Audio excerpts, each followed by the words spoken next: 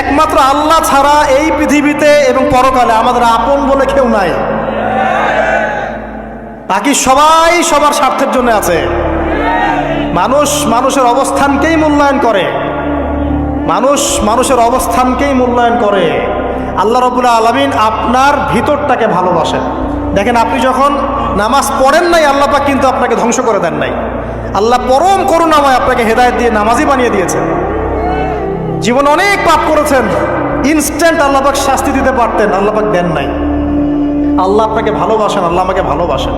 আল্লাহ পাকের এই ভালোবাসার ঋণটা শোধ করার জন্য হলেও নামাজি হয়ে যান।